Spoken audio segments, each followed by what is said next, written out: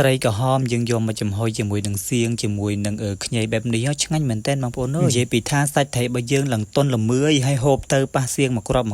អូយឆ្ងាញ់មែនតើហើយយើងយកមកចំហុយជាមួយនឹងខ្ញីជាមួយនឹងសៀងបែបនេះសាច់ត្រីរបស់យើងអត់ទ្រាំទេឆ្ងាញ់ហើយជាពិសេសយើងយកប្រភេទត្រីក្រហមសាច់ច្រើនមែនតើបងប្អូនអើយនិយាយពីថាត្រីនេះសាច់ច្រើនជោគមកឡើងពេញស្លាបព្រាហ្មងហើយខ្ញុំអត់មានអីចំហុយបងប្អូនខ្ញុំយកមកដាក់ក្នុងកូនឆ្នាំងបែបនេះណាចំនួននឹងការចំហុយអញ្ចឹងថ្ងៃហ្នឹងខ្ញុំមានត្រីក្រហម2ក្បាលហើយជាមួយនឹងសៀងជាមួយនឹងខ្ញីយើងនឹងឯងអញ្ចឹងយើងយកត្រីរបស់យើងមកបាន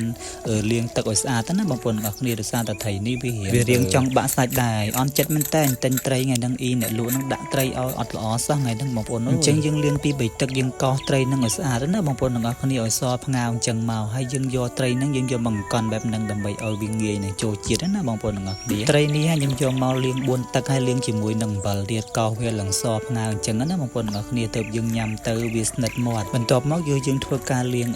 ខ្ញីរបស់យើងនឹងមកមុខម្ហូបនេះអ្នកណាអត់ចេះធ្វើក៏ធ្វើបានញ៉ាំដែរបងប្អូនអើយស្រួលធ្វើមែនតើគ្រឿងផ្សំវិញក៏មានតិចដែរហើយនៅក្នុងពោះត្រីហ្នឹងយើងដាក់ស្លឹកក្រូចសើចនិងគល់ស្លឹកគ្រៃមកបងប្អូនអើយសាច់ត្រីរបស់យើងអត់ឆ្អាបទេហើយឡើងឈ្ងុយអ្នកទាំងអស់គ្នាអាចសាកធ្វើតាមដូចខ្ញុំណាគាត់ថាសាច់ត្រីរបស់យើងឡើងឈ្ងុយហ្មងហើយអញ្ចឹងយើងធ្វើការយកខ្ញីរបស់យើងហ្នឹងយកមកទ្រាប់បាតឆ្នាំងជាមួយនឹងសៀងហ្នឹងបងប្អូនអ្នកគ្នាយើងដាក់ទ្រាប់បាតឆ្នាំងវាបន្តិចមកខ្ញុំសួរបងប្អូនមួយមើលដែលធ្វើម្ហូបនេះហូបទេបើសិនជាធ្វើវិញបងប្អូនធ្វើតាមរបៀបណាដែរបើសិនជាខ្ញុំវិញចូលចិត្តធ្វើបែបហ្នឹងព្រោះអីហ្នឹងហើយបន្ទាប់ពីយើងចាក់សៀងហើយនឹងខ្ញីដាក់បាតឆ្នាំងហើយយើងយកត្រីរបស់យើងហ្នឹងយកមកម្រាបវាចូលក្នុងឆ្នាំងអញ្ចឹងណាបងប្អូនទាំងអស់គ្នាពេលដែលយើងដាក់សៀងហើយនឹងខ្ញីដាក់ទ្រាប់បាតឆ្នាំងអញ្ចឹងពេលចេញទឹកមកយល់ថាឈ្ងុយសៀងហ្មងត្រីរបស់យើងហ្នឹងណាហើយពិសេសយើងបំរៀបត្រីយើងដាក់ក្នុងឆ្នាំងហើយយើងយកខ្ញីរបស់យើងហ្នឹងហើយនឹងសៀងហ្នឹងយកមករយពីលើហ្នឹងទៀតណាបងប្អូនទាំងអស់គ្នាគឺយើងដាក់ថែមមកច្រើនទៅយើងលាយជាមួយនឹងស្លឹកខ្ទឹម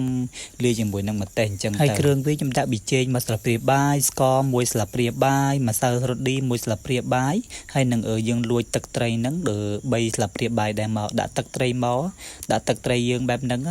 សាច់ត្រីរបស់យើងតុនឆ្ងាញ់ណាស់ហើយកុំភ្លេចបងប្អូនដាក់ទឹកសបន្តិចមកណាបងប្អូនទាំងអស់គ្នាទឹកជាយើងដាក់ទឹកស្អាតយើងបន្តិចមកដើម្បីឲ្យវាឆាប់រលាយប៊ីចេងស្ករហើយចូលជាតិគ្នាជាមួយនឹងសាច់ត្រីអញ្ចឹងយើងធ្វើការយកត្រីរបស់យើងហ្នឹងយកមកដាក់លើភ្លើងហើយយើងក្របវាទុកមួយសន្ទុះធំមកបងប្អូនអើយមុខម្ហូបនេះខ្ញុំតែធ្វើលើកទី1ដែរទេប៉ុន្តែមានអី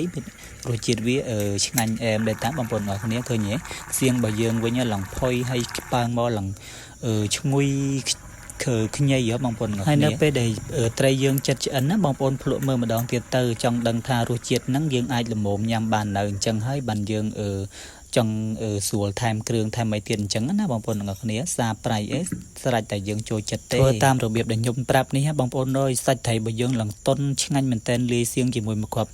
អូយសាច់ត្រីរបស់យើងឆ្ងាញ់ហ្មងបងប្អូនអើយហើយវាឈ្ងុយគល់ស្ក្រៃជាមួយនឹងស្លឹកក្រូចសើចហើយខ្ទឹមសរបស់យើងហ្នឹងឈ្ងុយហ្មងអញ្ចឹងវីដេអូនេះក៏មកដល់ទីបញ្ចប់ដែរអរគុណមែនតែនបងប្អូនសម្រាប់ការស្រឡាញ់ចូលចិត្តអរគុណ